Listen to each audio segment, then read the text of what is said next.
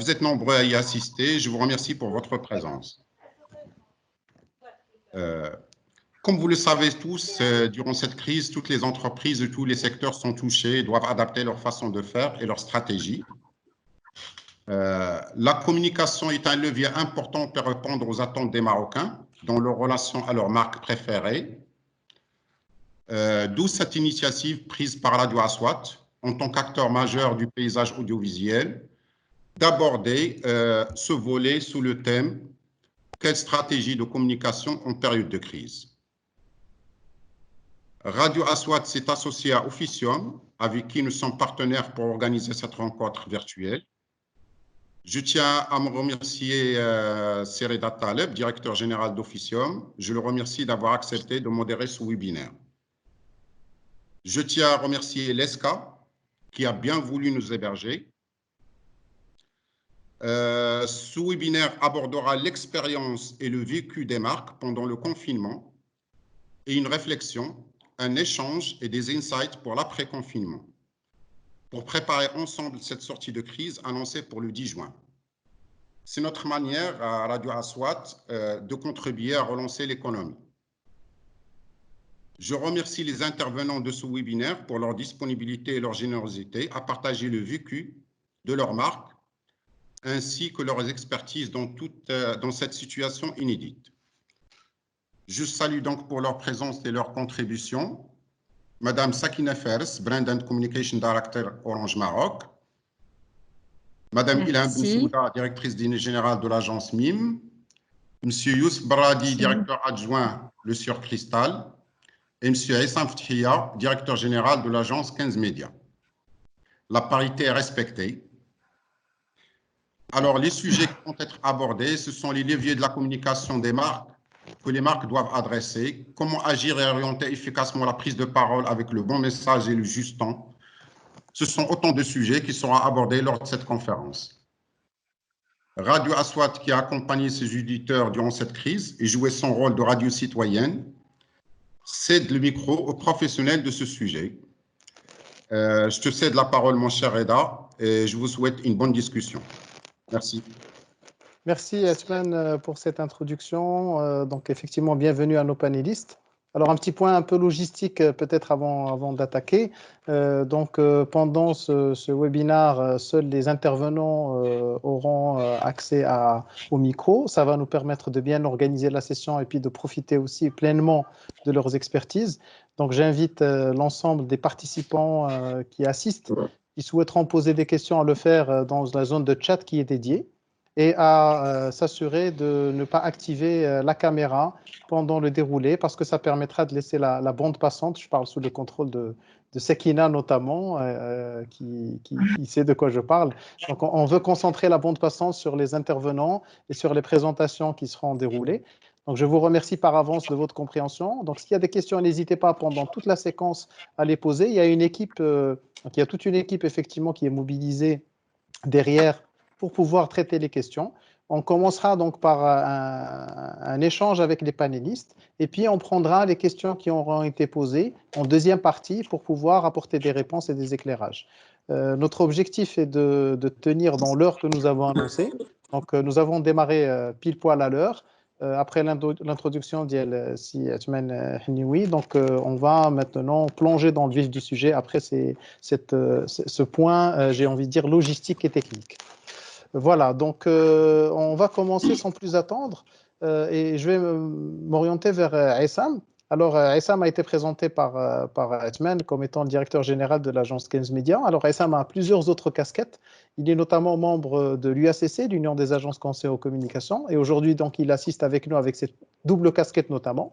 Essam est également très actif dans plusieurs associations, dans plusieurs dynamiques extra-professionnelles. Il est passe-président de l'OJD notamment, il est membre du CIRAD, du CIOMED, de beaucoup d'associations professionnelles du secteur, vice-président de l'association Les Impériales également.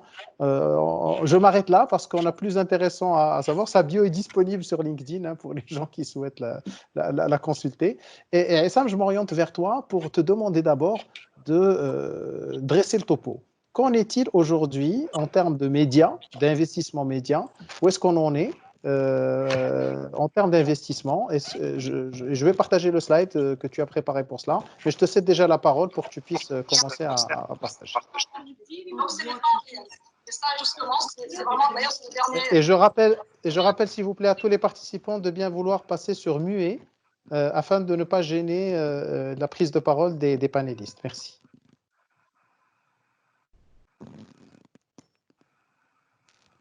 Sam, tu es sur mute, donc si toi, par contre, tu peux passer sur activer ton Tu sais micro. comme moi, je suis très discipliné. Quand tu as demandé mute, je l'ai fait aussi. Donc, merci Rida pour cette présentation. C'est vrai que j'ai partagé avec toi. Je ne voulais pas trop mettre trop de chiffres, mais il y a un ou deux chiffres qui indiquent que la situation est très critique et très alarmante. Il y a des baisses à deux chiffres générales au niveau investissement média et voire des baisses à trois chiffres dans certains médias. Ces chiffres-là sont estimés, évalués sur une base de tarifs bruts, c'est-à-dire quand on se réfère aux tarifs bruts qui sont collectés par l'Institut, par le bureau, le cabinet Imperium. Nous constatons une baisse générale qui a commencé déjà mal depuis le mois de janvier. Quand on voit le cumul depuis le premier quadrimestre, nous sommes à moins 20% cumulé. Mais pendant la période du confinement, etc., nous sommes arrivés à moins 43%. Mais je peux vous assurer que la situation réelle est encore plus alarmante et critique si on doit recouper réellement les chiffres d'affaires média par média, etc. Donc tout ça s'explique par cette paralysie qui est due au confinement, qui est devenue une paralysie généralisée. Maintenant, la question, est-ce que c'est justifié cette paralysie ou pas? Je pense que c'est le débat d'aujourd'hui, etc. Mais le constat est là. Tout est une économie qui est en berne, qui vit, tout l'écosystème, il est pratiquement à l'arrêt. Pour le cas des agences que nous représentons, nous sommes touchés, effectivement, parce que nous sommes des intermédiaires entre les marques et les médias, etc. Nous sommes très touchés par cette crise, indirectement, mais sûrement par le coronavirus. Hein, donc, pour dire les choses comme elles sont. Donc aujourd'hui, justement, sachant que nous estimons qu'il y a certaines décisions d'arrêter les communications qui ne sont pas justifiées, et c'est l'objet de ce débat aujourd'hui que nous avons échangé entre nous. Mais bon, pour revenir, le constat est alarmant, une baisse générale. Ajouter à la baisse que chaque jour du confinement coûte au pays 1 milliard de dirhams, donc c'est toute une économie qui est en berne. Très bien, Essam. Alors, des chiffres en baisse, ils sont exposés devant nous. Moi, j'aimerais aussi faire réagir alors une deuxième personne, panéliste, Ilham Ben Souda. Donc, elle a été introduite également par Atman, que je remercie. Donc, Ilham a plongé dans le monde des médias il y a une quinzaine d'années avec le même groupe après une première expérience on va dire dans l'audit financier, c'est ça, Ilham, et puis avant de plonger dans les médias. Et donc, on est toujours dans les chiffres, dans la manipulation des chiffres. Aujourd'hui, tu es donc directeur général adjoint de l'agence MIM, qui fait partie du groupe Clem, avec beaucoup de filiales, et tu es notamment dans les médias. Alors, Essam nous a planté le décor par rapport aux investissements. Qu'en est-il des audiences? Parce que, est-ce que c'est justifié? Est-ce que les gens investissent moins parce que justement les audiences sont moindres? On a vu des chiffres, bien évidemment, et c'est bien de les rappeler, je pense. Merci Reda, merci Aswat, merci de nous avoir permis de parler un peu de ce qu'on vit, nous aussi, dans le monde de la com et des médias avec cette crise sanitaire. Effectivement, Essam a présenté ces chiffres qui sont très graves et très alarmants, effectivement, sur cette période de l'année et qui ne sont pas du tout, pour répondre à ta question, qui ne sont pas du tout corrélés à l'audience. Il faut savoir que malheureusement, on a eu une augmentation, enfin heureusement et malheureusement parce que c'était une opportunité, on a eu une augmentation à deux chiffres de l'audience de tous les médias, télé, radio, presse, en ligne, digital, etc. pour plusieurs raisons. Je ne sais pas si tu veux qu'on détaille pour le moment, mais on a eu des grosses augmentations du début de confinement. On parle en moyenne entre 25 et 30%, et c'est une tendance qui s'est maintenue et qui se maintient encore sur le mois de Ramadan. Voilà. Donc, en télé et en radio… Oui, pardon? Non, vas-y, on t'entend. Voilà, donc en télé et en radio, on a eu, comme je disais, des augmentations à 2 chiffres. D'ailleurs, je voudrais leur dire un grand bravo, d'abord à tous les médias en général pour leur capacité de s'être adaptés à cette crise de manière très rapide et très efficace. Les télés et les radios, très vite, ils ont mis des émissions de sensibilisation, des émissions pour présenter les mesures, informer, etc. Mais ils ont aussi gardé leur côté divertissement et leur grille habituelle. Donc, ils ont eu ça n'a malheureusement pas été corrélé par rapport aux investissements des annonceurs, sachant que j'ouvre une parenthèse, c'était une opportunité.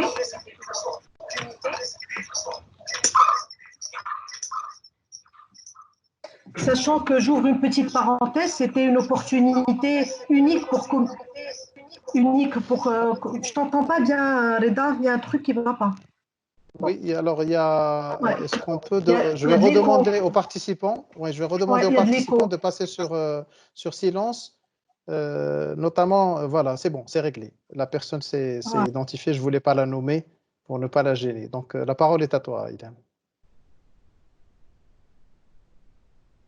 Bon, je pense qu'on a perdu le son de Ilham également. Si tu peux réactiver ton micro, Ilham. Mais je garde la caméra en off parce que ça coupe chez moi. J'ai des images qui coupent. Le coup. Voilà. Donc, je disais que les audiences étaient à 2 chiffres depuis le début du confinement. Ça s'est maintenu pendant Ramadan. Je souligne aussi que ce soit comme la télé ou la radio, comme je disais, ils ont fait beaucoup d'efforts en termes de programmation. Ça a été lancé de manière très efficace et très rapide.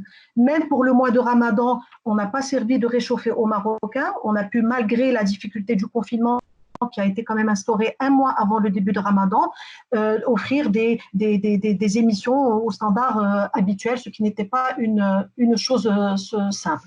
Et j'ouvre une parenthèse, c'était une opportunité, parce que tu parlais d'audience, c'était une opportunité unique, et c'est toujours une opportunité unique de communication, parce qu'il faut savoir que les audiences ont augmenté encore une fois, mais qu'il y a eu aussi un assouplissement des offres, des conditions générales de vente et un encombrement très faible.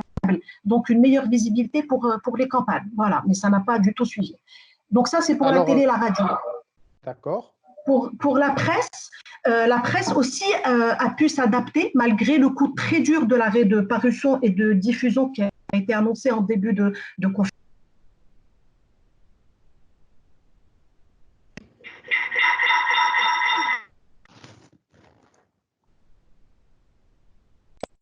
Donc, je disais que les supports sont très vite passés en lecture gratuite.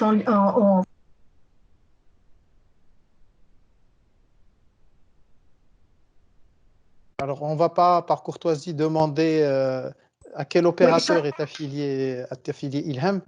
Peut-être que tu es de retour, Ilham? Oui, je suis de retour. Chaque fois que quelqu'un active son micro, ça se désactive chez moi. Je ne sais pas pourquoi. Bon. Écoute, ce sont les aléas du direct, donc on va faire avec. Donc, tu étais en train de dresser le topo par rapport à la réactivité des supports écrits notamment.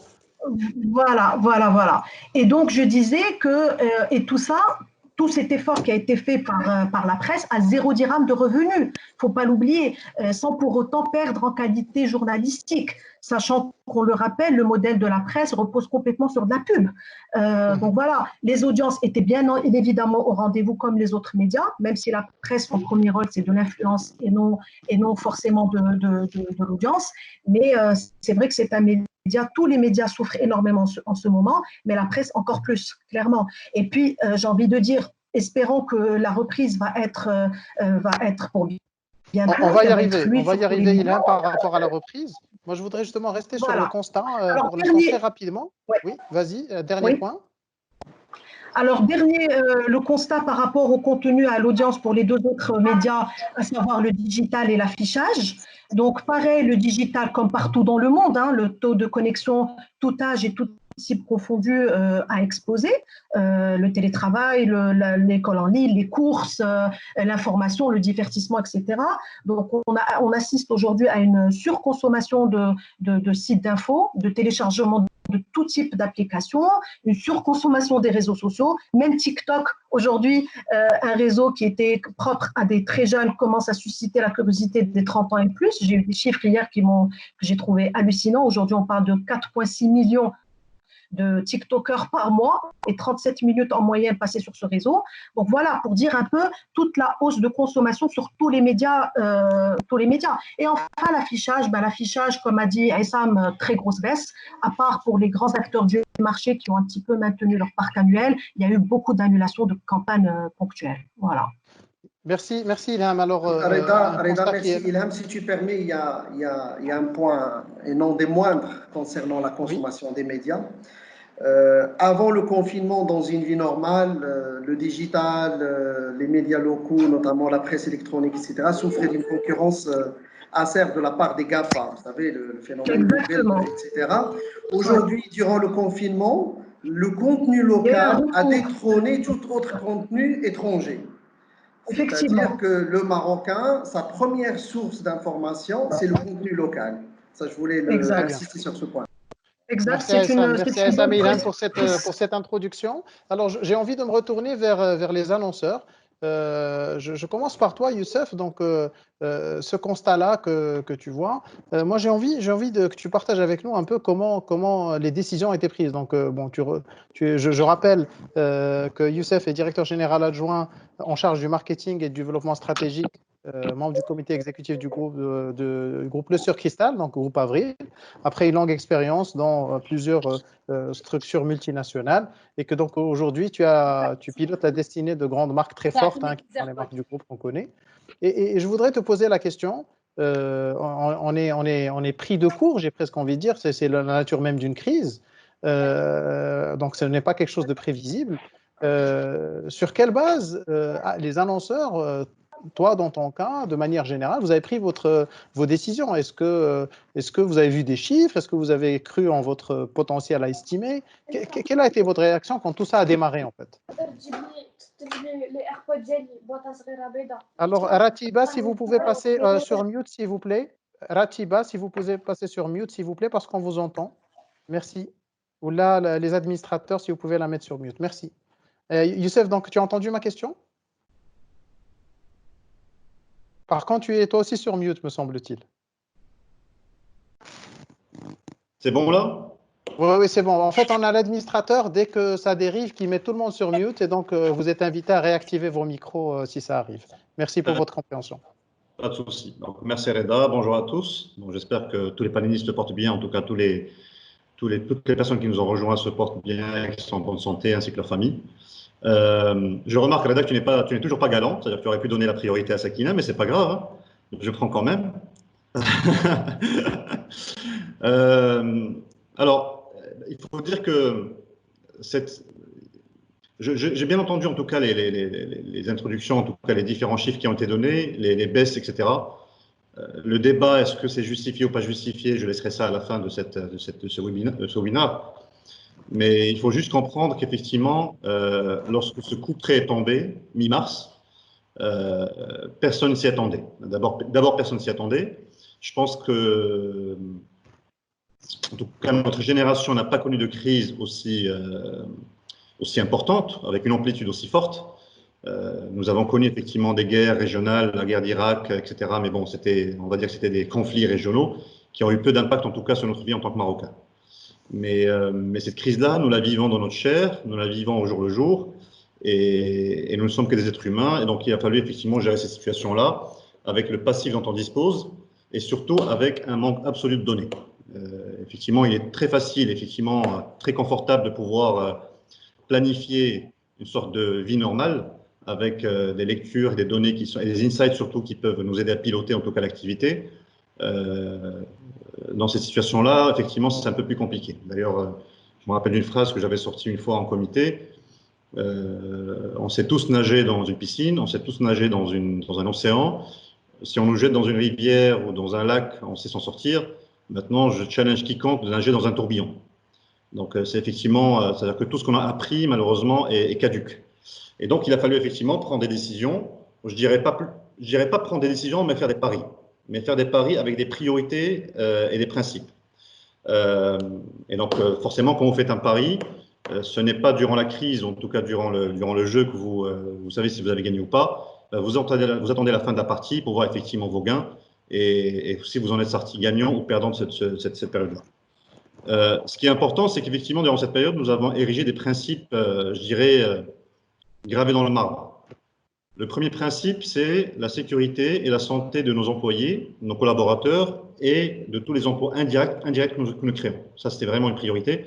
Donc, et ce n'est pas juste ériger ça en principe, c'est aussi investir et dépenser des charges pour pouvoir monter en puissance en termes de sécurité et de santé au travail.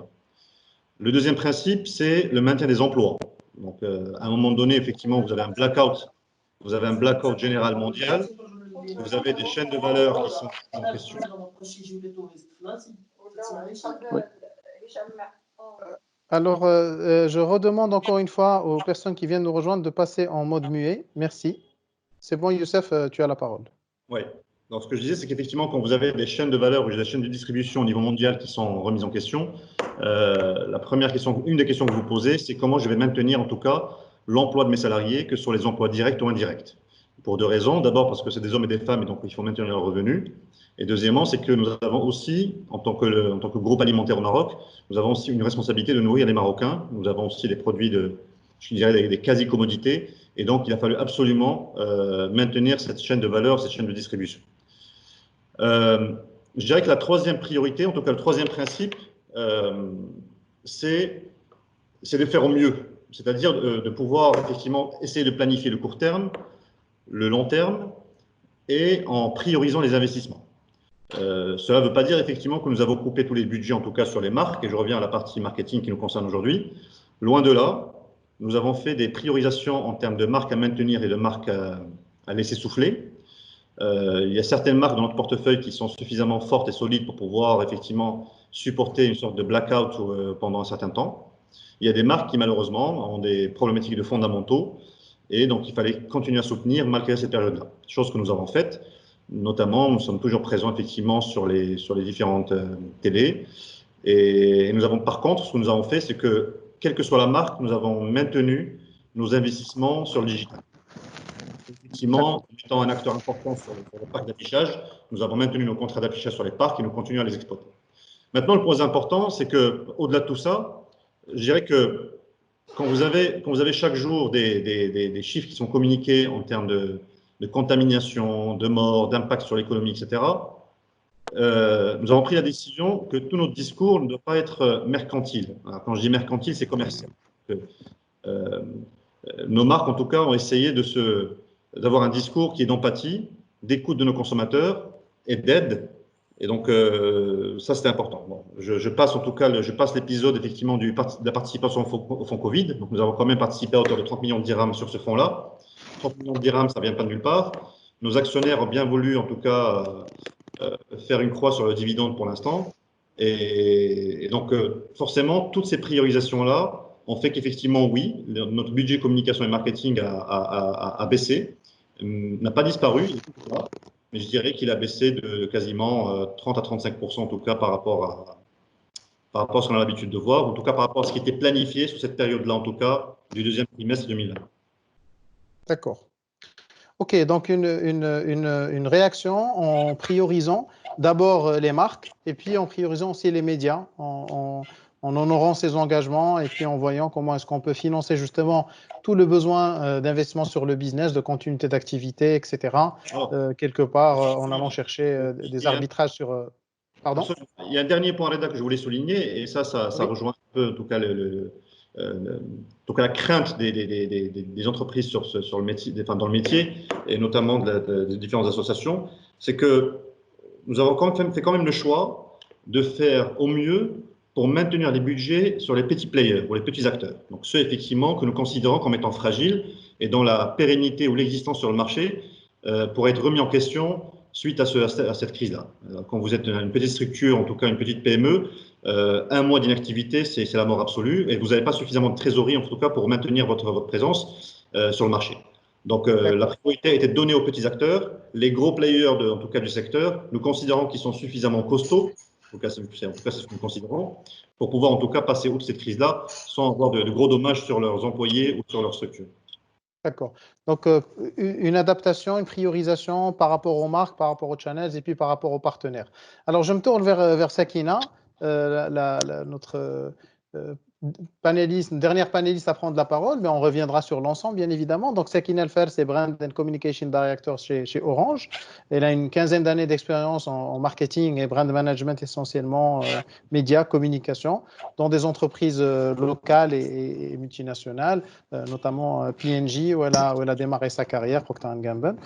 Sakina, est-ce que tu peux nous donner un peu une perspective sur aussi bien justement comment vous avez vécu l'annonce de la crise sanitaire d'abord, la perspective de la crise économique, l'inconnu dont a parlé Youssef, et comment vous avez réagi dans cette première phase sur justement les arbitrages à faire, les priorisations. Quelle est votre expérience sur le sujet? Merci de me recevoir. Comment on a appréhendé cette crise? Un peu comme tout le monde. On est passé par différentes étapes. Je pense que c'est des étapes que tout le monde a dû vivre. Au départ, on est un peu dans le déni et très, très vite, on doit se reprendre et chacun vit les étapes d'une vitesse différenciée. En tout cas, le mot d'ordre a été que Orange devait rester présente fortement. La raison d'être d'Orange était bien présente dans les esprits de tout le monde, puisque la connectivité était le mot d'ordre pendant toute cette période. Donc, le plan de continuité de cette connectivité devait se mettre en place. Et ça a été extrêmement engageant pour nous. Et donc, il a fallu penser au plan détaillé pour que l'ensemble des Marocains puissent avoir accès au réseau et aussi à la connexion, sachant qu'ils sont confinés chez eux. Donc, une transfo digitale accélérée, vous l'imaginez bien. Donc, tous les projets qui étaient dans les tiroirs devaient sortir au plus vite pour pouvoir livrer des forfaits, pour pouvoir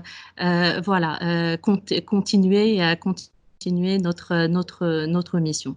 Alors ensuite, d'un point de vue marque, on s'est appuyé sur 3 éléments structurants. Le premier, c'est l'utilité. Comment on peut être utile dans ce contexte? Et là, comme disait tout à l'heure Youssef, ça passe par aussi l'écoute du marché. Quelles sont les tendances? Vous avez vu émaner des collectifs pour promouvoir la sensibilité à rester chez soi. Donc nous, on a appelé ça un socle de rester chez soi. Et pour la marque Orange, la mission est complètement alignée avec le rester chez soi, puisque nous, on s'engage à vous laisser ensemble, même si vous êtes éloignés. Donc, un grand bloc où il a été vraiment question d'appuyer tout le collectif autour de la sensibilisation des Marocains à rester chez eux. Donc, ça s'est fait aussi dans un contexte où il y avait beaucoup de fake news, beaucoup de choses, d'informations qui n'étaient pas tout à fait crédibles. Et donc, on a mis en place aussi des systèmes de remontée d'informations pour enlever ce débat et à titre gracieux.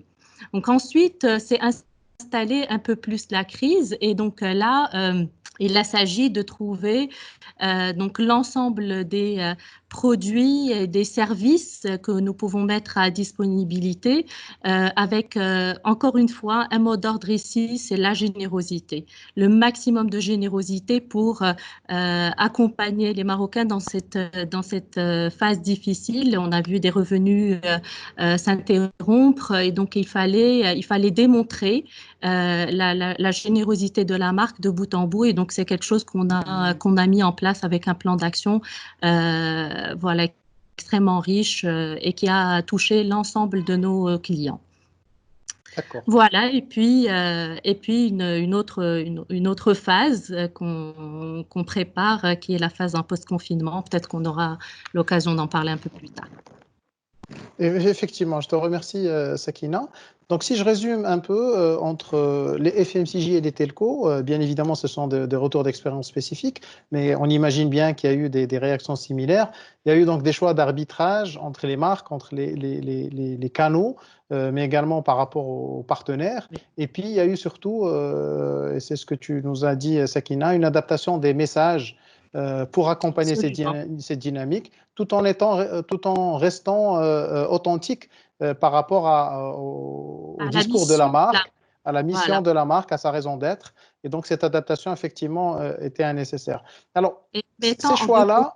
La partie et en mettant de côté l'opportunisme d'une marque qui peut venir changer de discours et ne plus être cohérente avec elle-même. Donc ça, c'est important. C'est ça. Donc, on continue à faire du brand building, à construire la marque par rapport à ses fondamentaux, mais en contextualisant, en prenant en compte la réalité qui nous entoure.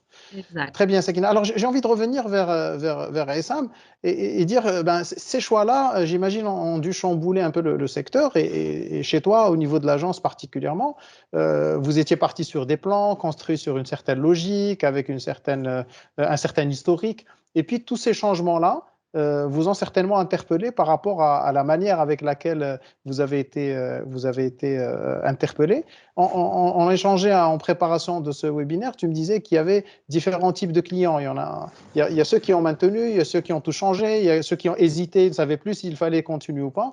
Est-ce que tu peux nous faire un retour en désactivant ton micro avant de commencer à parler? Merci à Essam. Je le désactive. Effectivement, cher ami Reda, nous avons aussi développé une faculté d'adaptation rapide au service de nos clients qui était marquée tout simplement par un mot d'ordre qui est la créativité pendant cette période de crise sanitaire inédite, notamment par rapport à un certain nombre de clients qui n'avaient pas dans leur plan, comme Sakina, comme Youssef, de s'adapter en termes de logistique et adapter le contexte de discours, etc. Il fallait aussi, en tant qu'agence média, trouver des concepts et des contenus, etc., pour adapter les nouveaux discours des marques. Pour certains clients, justement, il y avait l'hésitation, c'est l'arrêt total. Moi, je voulais revenir sur un point. C'est vrai que c'est une crise générale, mais il faut admettre également que c'est une fragilité de certains secteurs. Quand on dit pas tout le monde, c'est juste certains secteurs. Sauf que cette fragilité de certains secteurs, les médias ont été impactés par une paralysie générale. Donc c'est un peu un effet d'entraînement de toute une psychose, etc. Je vois qu'Orange en fait des choses, ils sont restés sur les antennes, Youssef à travers ses marques, etc. C'est juste un changement d'angle de tir, etc. Mais d'autres, c'est vraiment on arrête et on va voir ce qui se passe. Et ça, c'est très mauvais pour d'arrêter un petit peu le discours de la marque. Comme tu le sais très bien, la vente, moi, ça m'a fait plaisir d'un côté, j'étais déçu d'un autre côté. Ça m'a fait plaisir parce que la fameuse théorie, est-ce que la publicité sert à quelque chose? Donc, c'est avéré, elle sert à quelque chose pour ceux qui ont voulu arrêter parce que, soi-disant, ils n'ont pas les moyens pour suivre la demande, etc. J'étais un peu déçu parce que, normalement, il y a l'image qui précède la vente. Quid de l'image? Parce que l'image, ça s'investit dans le temps. Il faut investir maintenant sur l'image pour le post-confinement, etc. Et on sait très bien que le confinement nous a poussés à nous cloîtrer chez nous et nous n'avons jamais été aussi proches les uns les autres, y compris avec les marques qui sont sur nos tables de consommation, etc. On a eu le temps de parler de marques, on a eu le temps d'admirer les marques, d'observer et de voir les marques qui sont là, etc. Ceci dit, nous ne tombons pas dans le piège de rester uniquement autour des soucis de la nation. Le Covid est devenu une grande marque qui est en train de cannibaliser les discours, etc. Et il ne faut pas que les marques aujourd'hui continuent à investir autour uniquement des discours et des contextes Covid, etc. Les marketeurs doivent faire leur boulot, adapter leur emballage. J'aurais aimé voir pour certains produits peut-être un sachet à l'intérieur que je jette et j'utilise à cause du Covid, etc.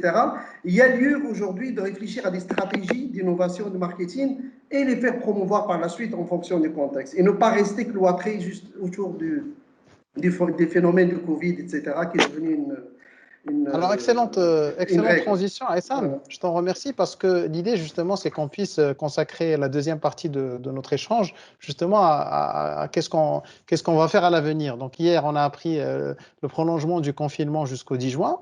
On n'est pas là pour débattre si c'est une bonne chose ou pas, Mais c'est une réalité. Après, ça ne veut pas dire que le 11 juin, hein, comme le fameux sketch de Bigard, c'est pas qu'il y a quelque chose qui va se passer entre le 10 et le 11, et le 11, tout ira bien.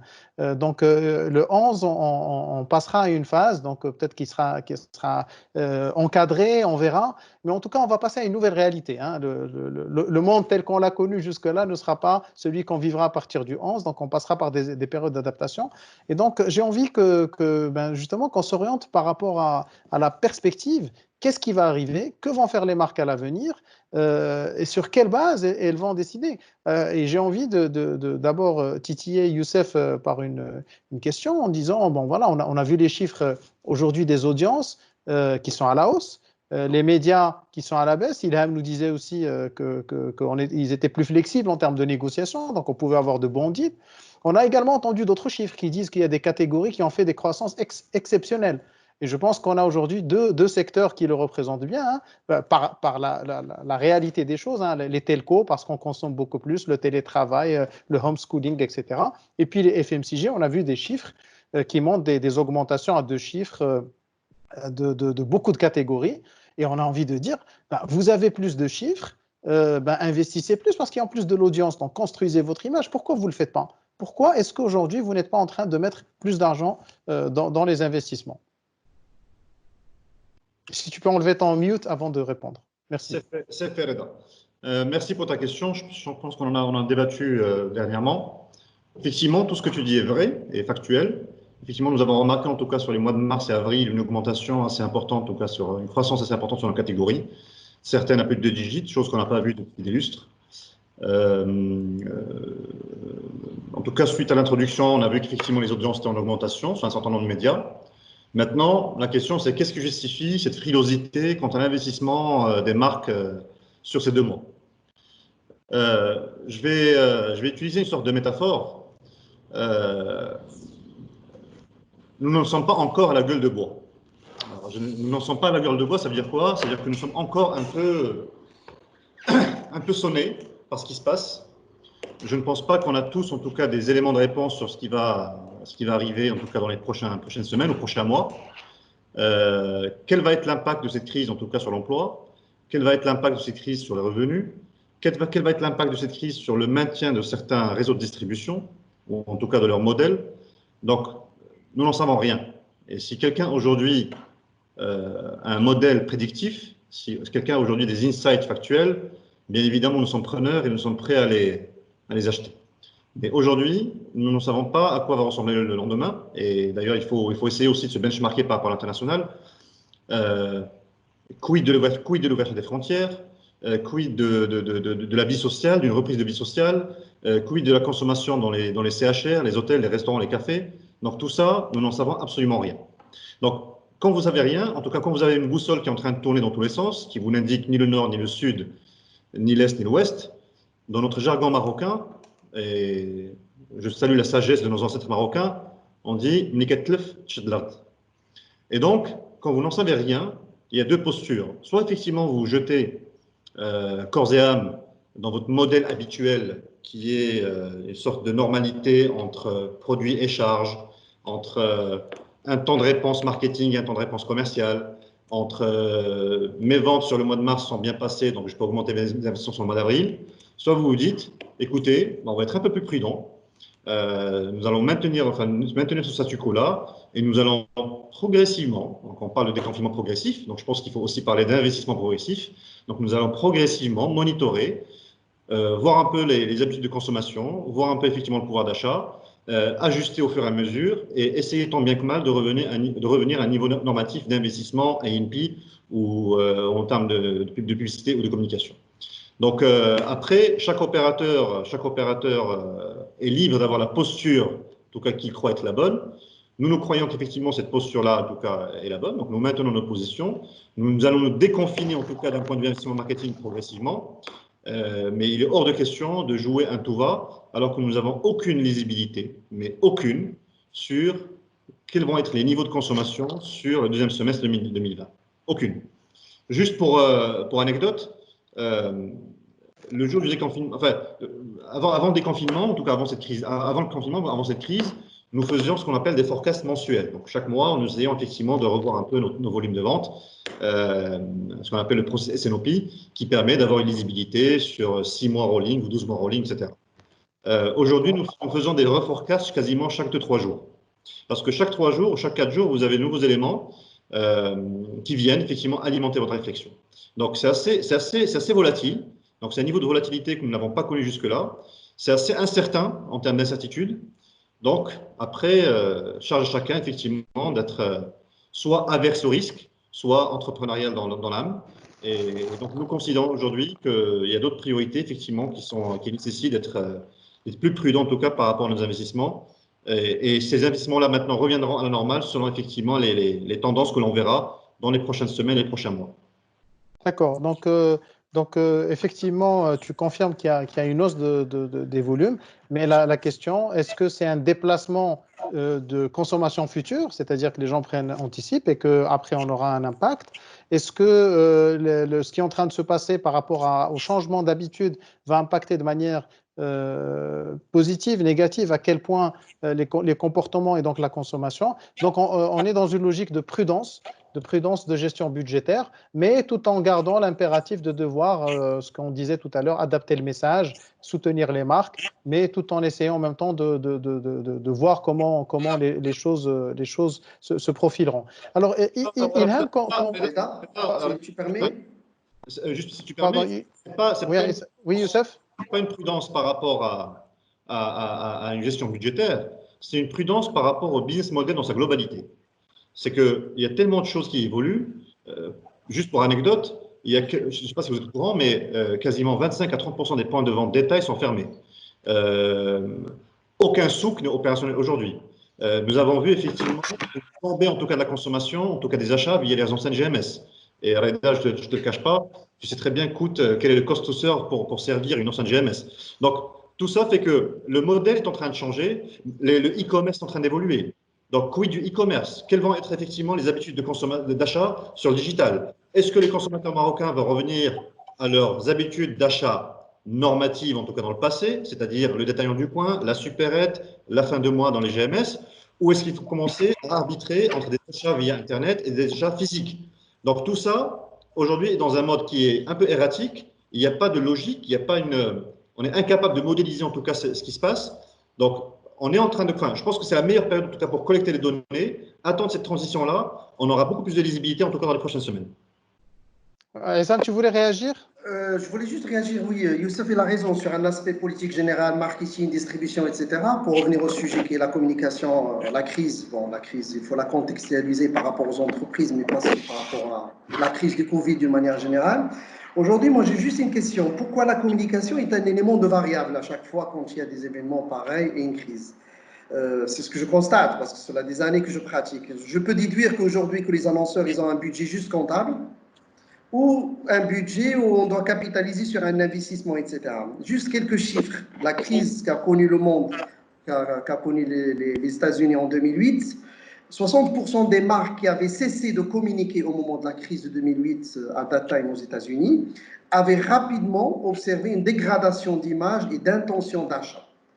Et ça, 60%, c'est pas... Une étude récente lancée par Kantar en 2020 et pendant le confinement, etc., qui a rappelé qu'une absence, par exemple, à la télévision, la radio, pouvait entraîner une réduction de 39% d'une marque, retardant potentiellement son rebond dans le monde post-pandémique.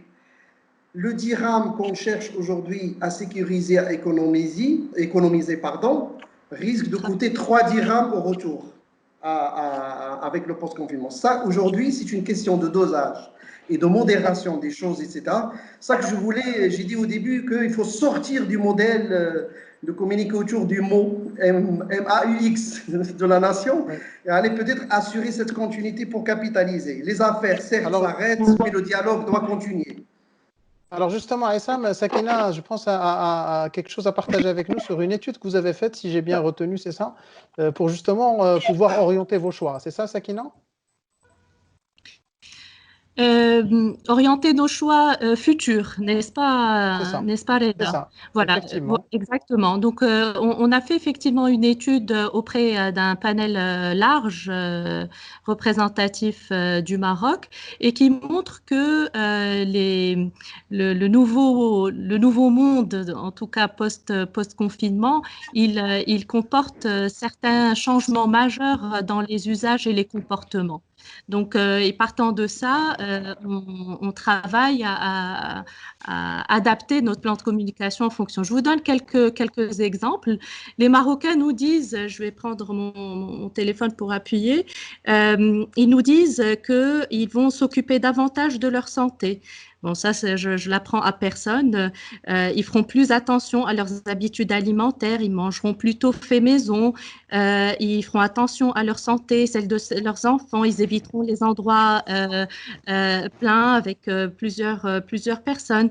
L'altruisme est renforcé, donc ils veilleront à mieux servir leur pays, la société, le consommer made in Morocco, adopter les gestes barrières, ça c'est clair, privilégier les marques qui ont eu un comportement responsable pendant cette période. Et donc, il y a des conséquences quand la marque s'efface et n'est pas présente de manière continue. Les Marocains nous le disent et de manière unanime, le remontent de manière très forte dans leurs intentions d'achat. Ils seront à la quête du plaisir, de profiter plus de la vie et sans limite, à mieux gérer leurs finances. Peut-être que les Marocains, pendant cette période, l'économie et la gestion des dépenses a été vraiment en top of mind. Et donc, ils pensent aussi à souscrire à des assurances. Donc, quid du secteur assurance, on l'a pas beaucoup vu. Le développement de soi aussi sur tout ce qui est voilà, monter en compétences à travers peut-être aussi des outils digitaux et du e-learning et la digitalisation des achats. Tu le citais, Youssef, ils claiment qu'ils vont commencer à utiliser le e-commerce beaucoup plus fortement et qu'ils ont besoin aussi d'être accompagnés dans cette démarche. Donc voilà un peu le résultat de cette étude qu'on trouve intéressant et qui montre qu'il y a un changement de paradigme, en tout cas un ajustement majeur qui va se faire. Alors, merci beaucoup Sakina pour ce partage et je voudrais revenir vers Ilham pour te poser la question justement aujourd'hui quand les clients se tournent vers vous, vous disent voilà, qu'est-ce qu'on fait? Est-ce qu'on doit communiquer ou pas? Pourquoi? Comment vous justifiez justement vos recommandations? Alors justement, moi je voulais justement réagir et c'est le point, je voulais réagir à ce que Essa m'a dit juste avant. Je pense qu'aujourd'hui d'abord, il faut reconnaître que cette question n'est pas si simple. On ne peut pas avoir, dans cette crise-là, c'est compliqué quand même d'avoir une stratégie claire pour gérer ce type de crise, c'est clair. Mais tout ce qu'on sait, et Essa me l'a bien dit aussi par rapport aux études qu'il nous a présentées, tout ce qu'on sait, c'est qu'une marque ne peut pas s'arrêter de communiquer complètement, c'est impossible. D'abord pour 4 grandes raisons qui me paraissent évidentes. La première, on ne sait pas combien de temps tout ça va durer, ça c'est le premier point. Le deuxième point, il faut absolument garder le lien avec son public cible, c'est vital pour gagner en proximité et surtout capitaliser sur tout ce que les marques ont construit depuis des années. On le sait tous, un consommateur, il achète une marque, mais il achète un produit, mais il achète aussi un univers de marque, des promesses et des valeurs. Ça, c'est le deuxième point. Le troisième point, et Sam aussi l'a dit, il faut limiter l'impact justement de cette crise et accélérer la reprise post-Covid. C'est ça le point important. Et alors, je passe l'histoire de l'attention des médias et la consommation qui est à son plus haut niveau des consommateurs. Et puis, quatrième point, les concurrents sont absents. C'est l'occasion pour des marques justement de se positionner. Maintenant, effectivement, il y a plusieurs questions qui se posent. Sur comment, sur quel produit, est-ce que la cible est réceptive en ce moment ou pas? Est-ce que c'est raisonnable en termes budgétaires, comme disait Youssef, avec toutes les difficultés que traversent les entreprises en ce moment. Voilà, comment ne pas être opportuniste, comment une marque communique sans être opportuniste, être plus solidaire, etc. Ça, c'est des questions on n'a pas une réponse générale et valable pour toutes les marques et tous les secteurs. C'est du cas par cas, clairement. Mais en tout cas, il faut se poser ces questions tout en se disant qu'on ne peut pas arrêter la communication complètement. Après, on adapte les canaux, on adapte les budgets, on refignole pour être un minimum audible et visible, clairement, revoir ce qui était prévu clairement, mettez complètement. On a dit tout à l'heure, et on a eu des études sur la perte de l'autorité. Une marque s'arrête de communiquer, il lui faut combien d'années pour reprendre le taux qu'elle avait avant, etc. Donc voilà. Moi, Reda, juste avant de passer à un autre sujet, je pense qu'aujourd'hui, ce qui est important aussi, évidemment, au niveau des annonces, des annonceurs, tout ça, c'est de revoir, comme je disais, les allocations budgétaires, de revoir ce qu'on peut faire, refignoler. C'est un point quand même qui est important, c'est se tourner aussi vers les pouvoirs publics aujourd'hui, avoir la possibilité d'avoir des aides concrètes. Je sais que la Fédération des médias qui est active au sein de la CEDEA, une baisse de TVA sur tous les investissements publicitaires, ça peut être un acte concret pour cette machine. Et ça aide beaucoup aux annonceurs à réinvestir sur les médias. Il y a aussi plusieurs benchmarks. Il faut voir les marchés européens. Je suis tombée sur un article hier par rapport aux marchés italiens, français et anglais qui ont réfléchi à d'autres modèles. Ils ont réfléchi à des crédits publicitaires. Tu as un partenaire avec une banque et en fait, l'annonceur ne débloque pas de cash flow après une période donnée. Il y a des crédits d'impôt. En tout cas, il y a beaucoup de choses. Parce qu'on peut réfléchir. Moi, je ne parle pas effectivement des télécoms et des premières nécessités qui, effectivement, je pense qu'ils vont, les télécoms, c'est un sujet, mais même les autres secteurs de première nécessité, l'alimentaire, les détergents et tout ça, ils vont reprendre de manière correcte. Moi, je pense à tous les autres secteurs qui ont arrêté net les investissements, qui ne sont pas prêts à les reprendre. L'automobile, l'aérien, le tourisme, les pétroliers, c'est ça qui est important. Ilham, on va profiter de, justement, on essaiera peut-être à d'autres occasions d'avoir d'autres secteurs représentés, mais on profite aujourd'hui du fait qu'on a les FMCJ et les telcos avec nous, qui sont quand même de gros contributeurs dans ce marché. Et on va commencer à prendre des questions. Et la première question, qui revient sous différentes formulations, c'est comment faire pour continuer à construire les marques dans l'après-Covid, c'est-à-dire à l'avenir. Qu'est-ce que les marques vont faire? Et je vais la combiner à une deuxième question pour vous donner là également la possibilité de réagir par rapport aux deux. C'est pouvons-nous espérer que cette citoyenneté des marques à laquelle nous assistons aujourd'hui perdure après la crise?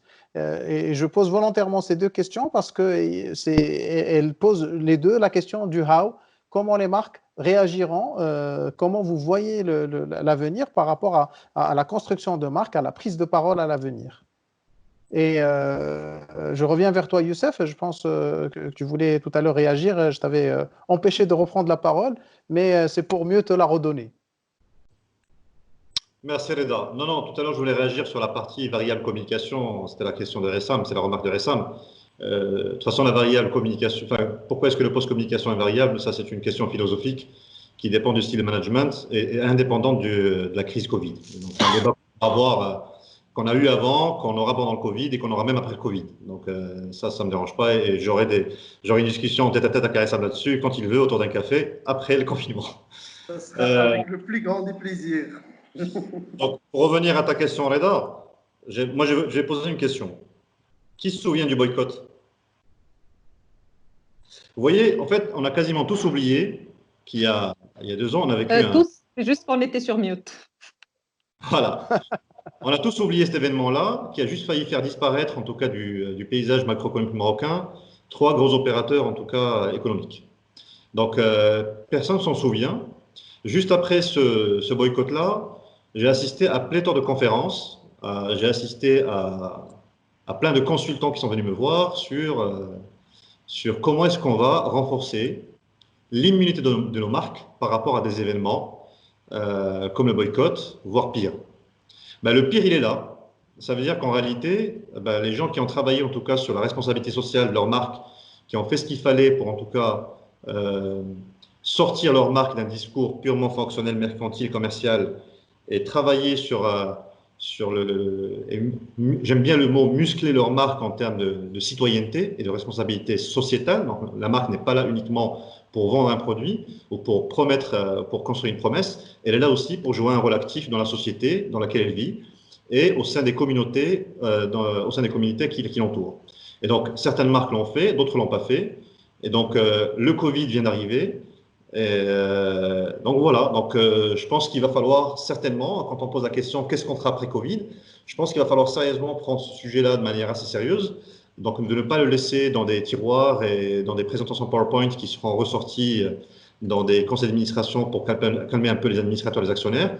Je pense qu'il va falloir vraiment le prendre à bras le corps et travailler sur comment est-ce que nos marques peuvent être vraiment des citoyens responsable à part entière. Voilà.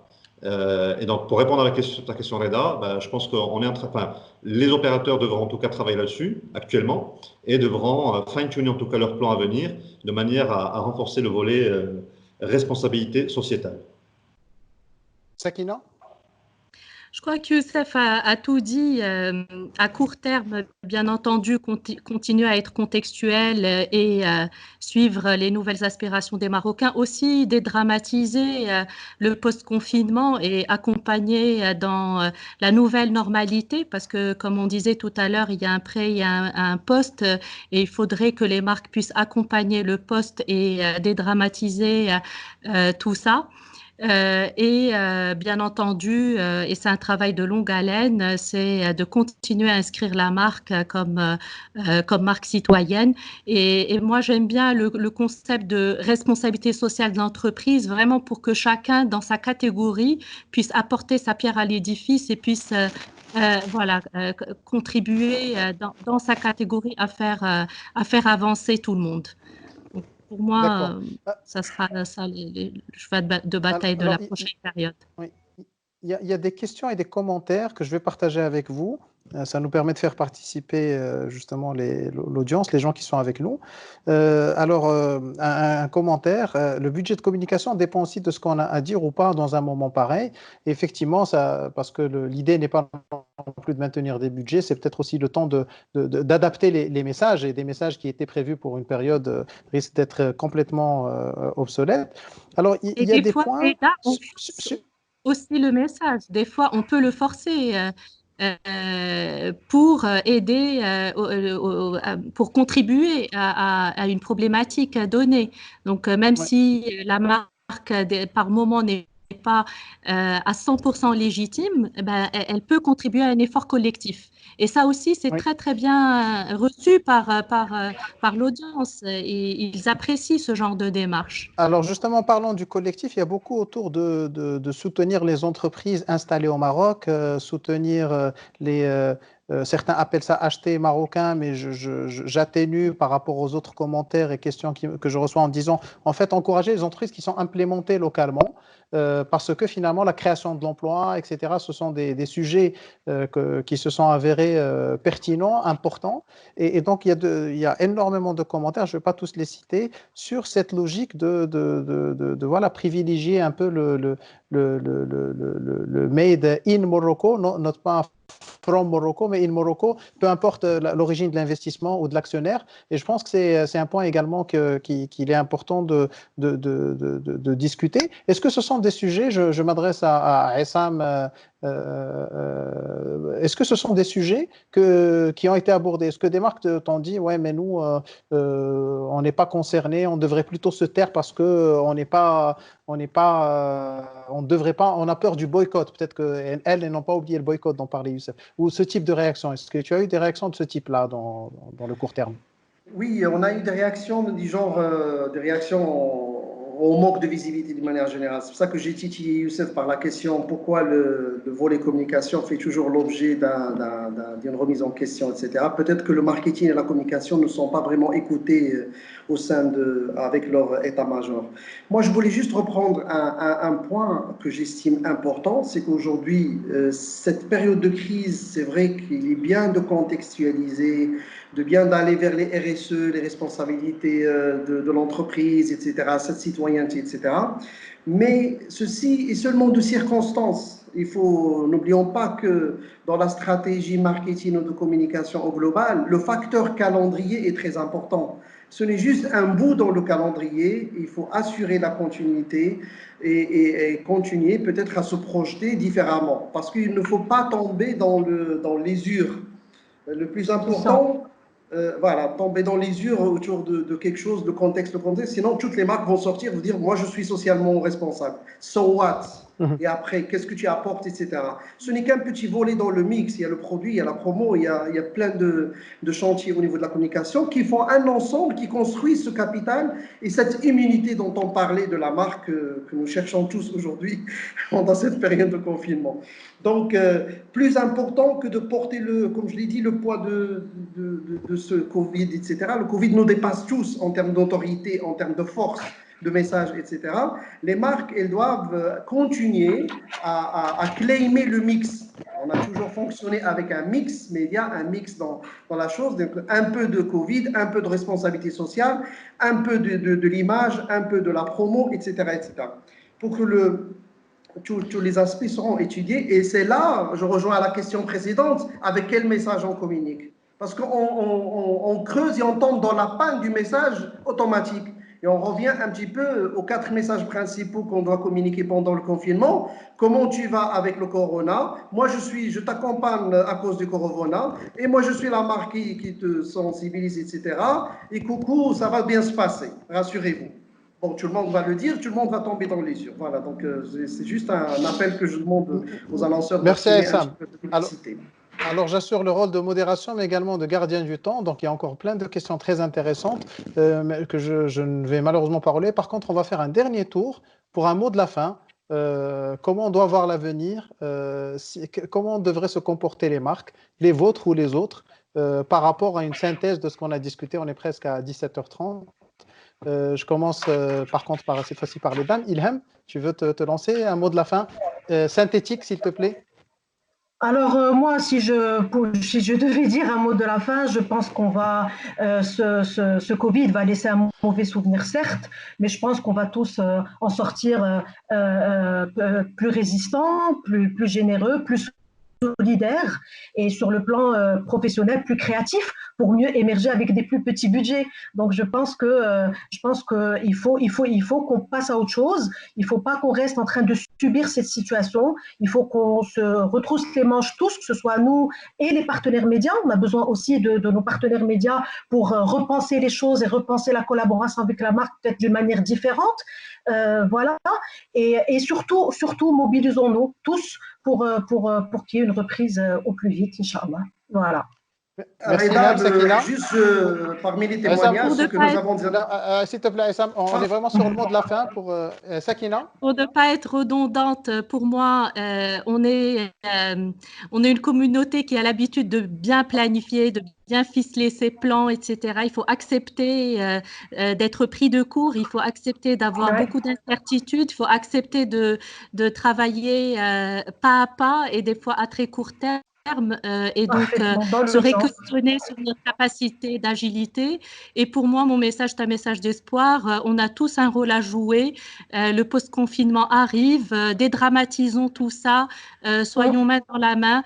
Et effectivement, on a chacun un rôle à jouer. Les actions citoyennes ne doivent pas être banalisées. Elles doivent être porteuses de contenu et alignées avec la raison de la marque, la raison d'être de la marque. Et donc, voilà, bon courage à tout le monde et à très vite. Merci. Youssef, le mot de la fin? En unmutant, en enlevant mute. Merci. Non, je vais juste rajouter juste un petit élément là, par rapport à tout ce qui a été dit, en tout cas en termes de mot de la fin. Moi, j'ai une leçon à tirer de cet épisode-là, c'est l'humilité. Et je pense qu'il faut être humble et il faut accepter des fois qu'on ne maîtrise pas tout. Il faut accepter qu'on n'ait pas forcément tout le temps la recette. Et c'est important d'être humble et en tout cas de se dire chacun fait comme il peut et de se faire confiance mutuellement. Et de ne pas forcément s'auto-flageller ou flageller les autres par rapport à une situation qui était imprévisible.